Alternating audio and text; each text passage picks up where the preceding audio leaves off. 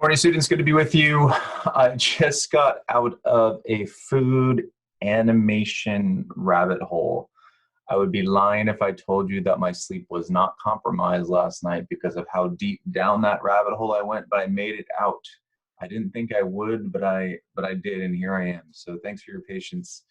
I'm gonna invite you back into some of those rabbit holes with me in just a moment, as this whole world of food and animation for me in the past 48 hours has just exploded, all because I came across a short film on Netflix and it reminded me of all this other stuff. And then I went to the internet, started doing some research, and holy smokes, mind blown. But here we are. So let's get this party started. I actually want to start today with the discussion that's been posted. If you haven't seen it, um, let me get my screen shared with you. Cool. So we'll talk about No Face in a moment, but again, we're looking. Our focus just at the start is looking at food and animation, but this is coming on the heels of you having taken a comfort food that you've identified and you've at least already tried to describe it in a way that would get someone interested in eating it. Just like I'm interested in eating this dish based on this description, even though, like I said before, I'm not a huge shrimp fan. But when I read something described in this way, I want to have it. But at the start of this, for our discussion for today, I actually want to go back into my childhood and show you some foods like this one that actually made me hungry when I saw it. Now, this was my first introduction uh, to the food baklava or however you say it. I had no idea what it was until I saw this scene from Disney's Aladdin's "Friend Like Me" song, and here's a genie pouring out all this baklava out of his hat. And I don't know what that is, but it looked delicious to me. Let me show you another example. So here's actually what baklava looks like in real life. There it is. There's nuts involved. There's a lot of honey involved. Very flaky crust. It's very sweet and delicious. I can eat about one of them, but I want to eat more, and that's the problem. Here's another one of my early experiences with food that made me want food and animation that made me just want to devour it. I had no idea what Turkish delight was. Here's Edmund in the sled of the White Witch in the Chronicles of Narnia, and she offers him some Turkish delight. And look at that kid's face. He is thinking about nothing else other than what's in front of him. Again, without context, this might be looking a little creepy to you, but the dish that he's grabbing is what you see there on the right. It's called Turkish Delight. And here's the thing, I never had Turkish Delight, not once. Uh, but I'm seeing Edmund eat it, and you can see it in the film as well. And I want to know what it's all about. So, of course, Disney made the film. It's been made into film before. It's also been animated a number of times. But the thing about this food is when I actually ate it, I found it quite disgusting, texture-wise, flavor-wise. But the power of animation just made it look so delectable to me. I just remember as a kid that that's one of the earliest things in animation that I wanted to eat. Let me show you another one coming on back, and some of you know where I'm going with on this.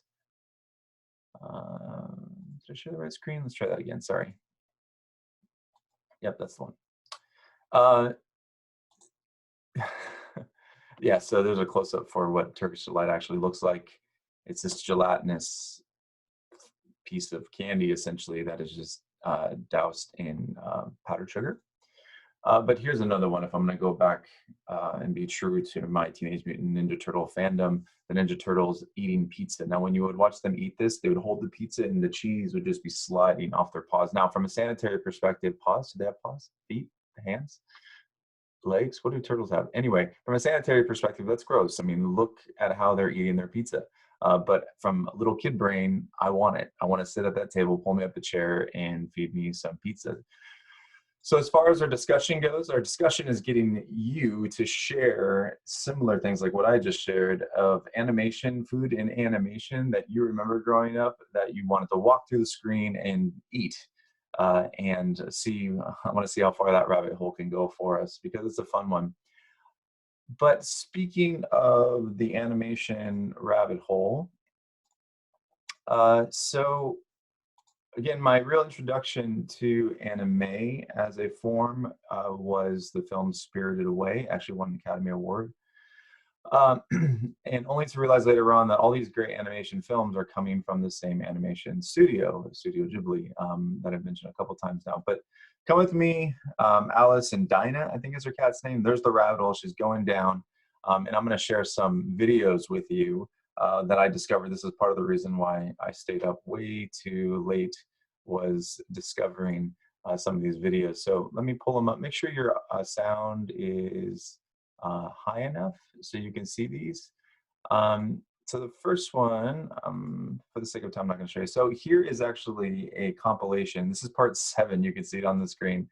Part 7 compilation of delicious anime food. And I'm going to just play a couple of them for you. So here's the first one. These are all Studio Ghibli films, by the way.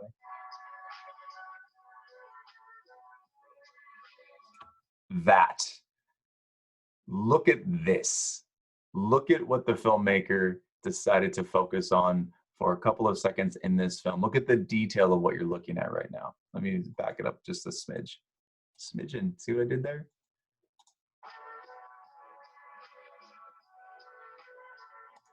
Ladies and gentlemen, what you see right there, you will not see in American films. The animators decided that this is going to be important enough to animate in a very detailed way the wobbling back of what is most likely like an icing or a frothy sweet thing that is going on something.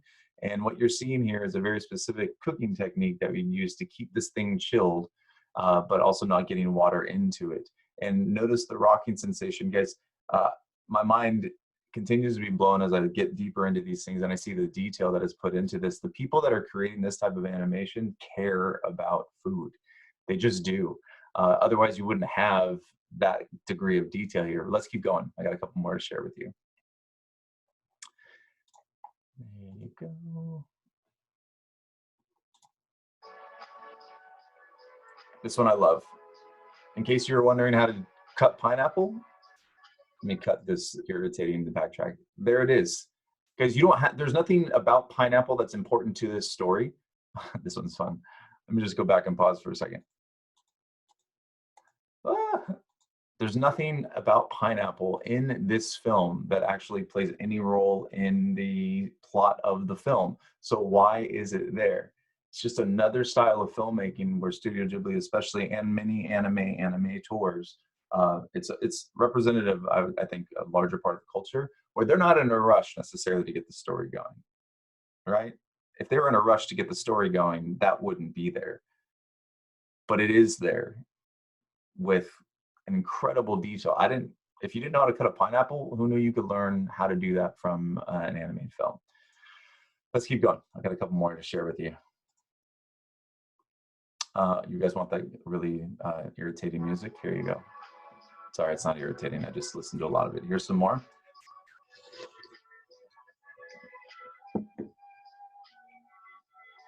You're making some tea with honey in it. There you go. Let me fast forward.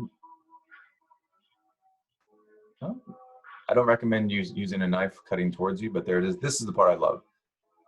I'm just going to freeze it. Look at the tomato detail first off, and I also want you to pay attention that this animation feature is showing you how to cut a tomato. Like, that's the detail that's going on. What do tomatoes have to do with the plot? Nothing, but they're showing you how to cut a tomato. If you didn't know, here you go.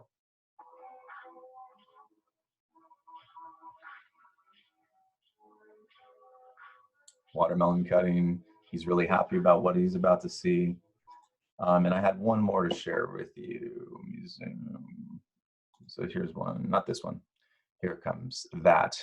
Even if you don't like sashimi, that looks, let me go back. Even if you don't like sashimi, that looks awesome. Or as the kids say these days, bomb.com.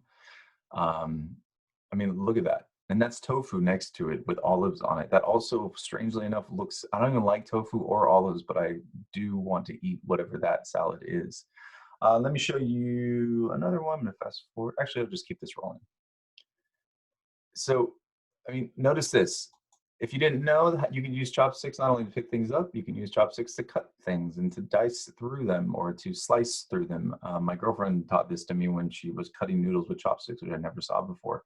But again, this has nothing to do with the film in terms of its plot, but it's there. These films oftentimes force us as the viewer to slow down, which is what we're being forced to do right now, which is what I'm forcing you to do right now. Slow down, take your camera lens, zoom in on a dish, and actually bring that dish to life through words. We're not animating visually, we are animating with our words in these assignments, and that's really the task. That's the task for us. So let me share with you once again, coming back here. Oh, wrong one, sorry. There it is. So what's fun that I've discovered is people have gone and tried to recreate these animated foods or these foods showing up in anime. Here's one example of that. Here's, sorry, that was one example. I have more examples. They'll come up in a minute. I mean, look how good that looks. I love the expression on these kids' faces. That's why it's on your handout for today.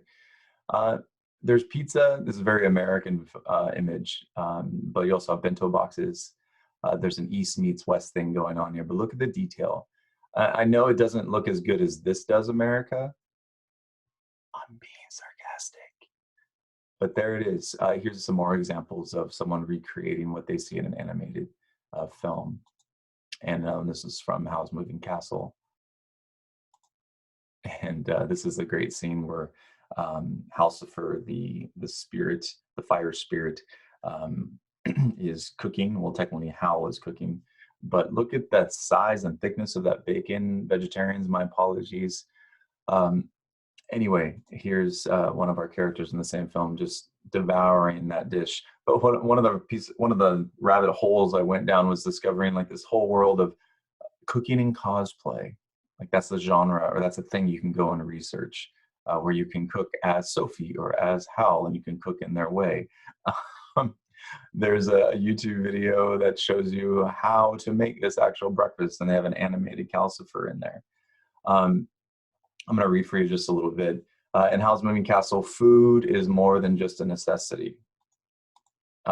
Sorry, I'm getting ahead of myself. Here's Sophie, here's Hal, and the characters, if you're not familiar, go watch it. It's a great film. Here's the Moving Castle. But in Howl's Moving Castle, food is more than just a necessity. It sustains life in every sense of the phrase. It helps a body hold skin and sinew together and acts as an expression of love and care. This takes us back to the whole concept of comfort food.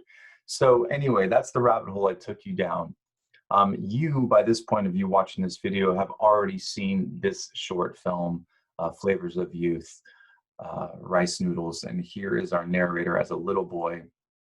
And we learn that these rice noodles have incredible nostalgic pull for him and incredible comfort for him, because not only does he love the dish and describes it in detail, but we also learn how this dish connects him and grounds him in home. This dish connects and grounds him in a relationship with his grandma, which we learn why he looks so sad by the end of the film. He looks so sad at the start. He looks so sad in the airport at the start of the film because he's on his way to visit his grandmother who is dying, but we don't get a sense of their relationship until we get into the story itself, and it's because of these things. It's because of food.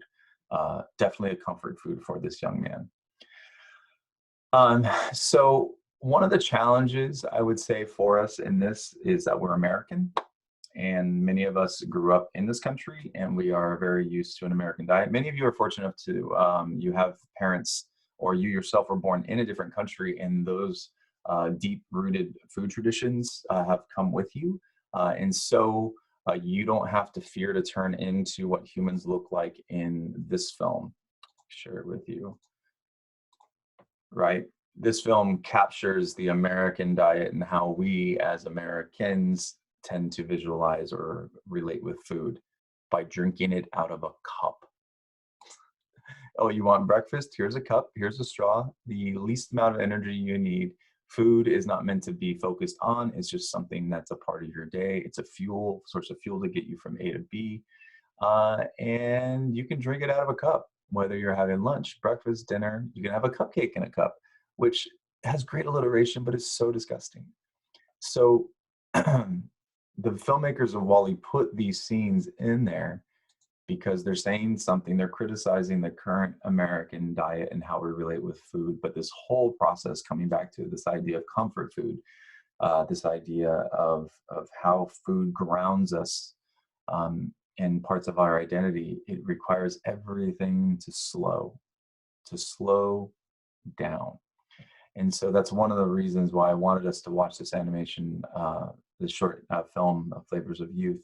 One of the reasons I wanted to focus so much on food is because so much of our relationship with food, I know I'm speaking autobiographically here, just tends to be mindless. It's just something that we put in our faces and put in our mouths, put in our bodies, just to get us from A to B, when in fact there might be something more we can discover about who we are by slowing down.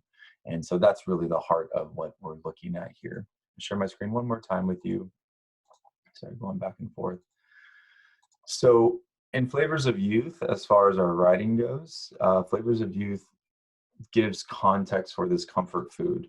We don't get as much context for it in Ratatouille as a film. We just get this brief moment that explains why Anton Ego is so happy to eat this dish, and it's here, right? The filmmakers take us back here, this place of comfort because of mom, literally comforting the kid both with physical touch and with food.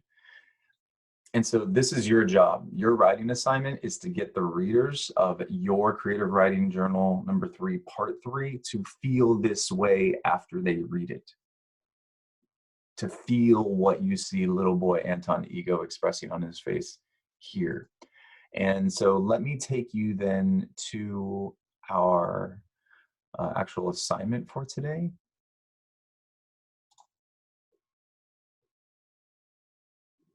If I can find the right thing.